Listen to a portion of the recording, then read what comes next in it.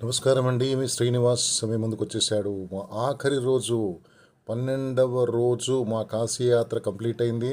మేము దియోగర్ ఎయిర్పోర్ట్కి రీచ్ అయిపోయినామండి. దియోగర్ చాలా చిన్న ఎయిర్పోర్టు. అక్కడ తెలుసుకుంది ఏంటంటే మేము చాలా ఎర్లీగా వెళ్ళిపోయినాం ఎయిర్పోర్ట్కి. స్టాఫ్ కూడా ఎవరు రాలేదండి ఎయిర్పోర్ట్లో. అందరూ మేము 8:30కి వెళ్ళిపోయినాం. స్టాఫ్ అంతా 9 నుంచి రావడం మొదలుపెట్టారు. రోజుకి 3-4 ఫ్లైట్లు వస్తాయంట అక్కడికి.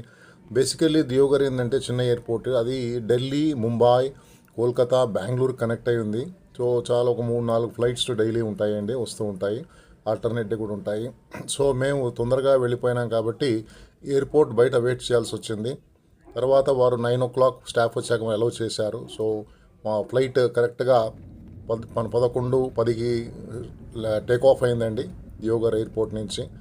సో మేము దియోగర్ ఎయిర్పోర్ట్లో నేను నిజంగా నమ్మలేదండి. ఫ్లైట్ మేము ఉన్నప్పుడు ఎవరూ లేరు అక్కడ. మేము వెళ్ళాక ఫ్లైట్ కంప్లీట్గా ఫిలప్ అయిపోయింది.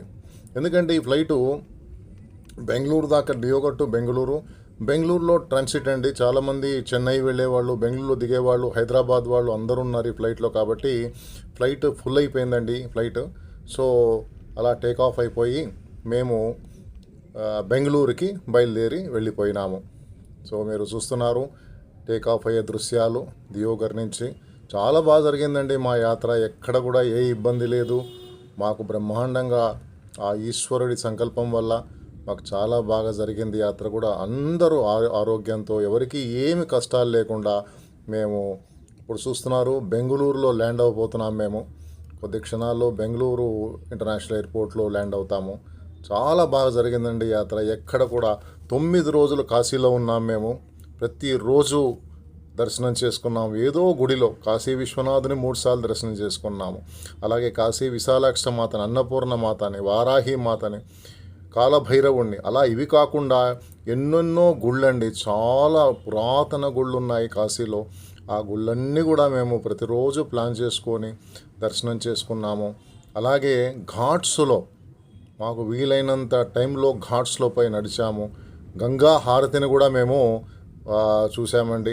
రకరకాల హారతులు అన్నీ ఘాట్స్లో ఇస్తారు హారతి, అది కూడా చేసాము. తర్వాత మణికర్ణిక ఘాట్లో మధ్యాహ్నం 12 గంటలప్పుడు 12వ తారీఖున పుణ్యస్నానాలు ఆచరించామండి. అది కూడా చాలా ఇంపార్టెంట్ ఇది అండి, అక్కడ చేసాము. అది కూడా చూస్తున్నారు కదా. బెంగళూరు ఎయిర్పోర్ట్లో రీచ్ అయిపోయినాము. రీచ్ అయిపోయి డొమెస్టిక్ ట్రాన్స్ఫర్స్లో వచ్చేసి హైదరాబాద్కు ఫ్లైట్ ఎక్కేసామండి. అందరూ ప్యాసింజర్స్ కూర్చుంటున్నారు. ఇది హైదరాబాద్ టు బెంగళూరు వెళ్ళే ఫ్లైట్లో మేము ఇప్పుడు కూర్చున్నామండి. అలాగే బయలుదేరింది చూస్తున్నారు మీరు. We're again landing at Hyderabad airport. 55 minutes అండి అక్కడి నుంచి, బెంగళూరు నుంచి హైదరాబాద్కి. చాలా సంతోషంగా మా యాత్ర జరిగింది. చూసారా, మార్నింగ్ దియోగర్లో మేము ఫ్లైట్ 11:10కి ఎక్కితే మా ఫ్లైట్ ఈవినింగ్ 4:35కి హైదరాబాద్లో ల్యాండ్ అయింది. బెంగళూరులో జస్ట్ వీ హ్యాడ్ ఒక 1 hour, 1.5 hour transit period దొరికిందండి.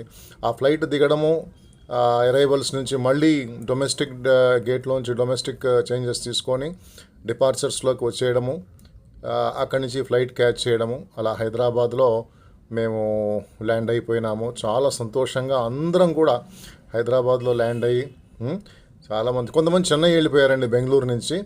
But maximum మేమందరం కూడా హైదరాబాద్లో ల్యాండ్ అయినాము. ల్యాండ్ అయినాక మా యొక్క లగేజ్ అంతా కూడా మేము కలెక్ట్ చేసుకొని అందరం కూడా చాలా సంతోషంగా మేమందరం కూడా బాయ్ చెప్పేశాము. అందరికి కూడా చాలా బాగా అందరు పెద్దవారు వచ్చారు. ఆ ఈశ్వరుడి సంకల్పం వల్ల, ఆ కాశీ విశ్వనాథ్ వల్ల చాలా బాగా జరిగింది యాత్ర. ఓం నమః శివాయ.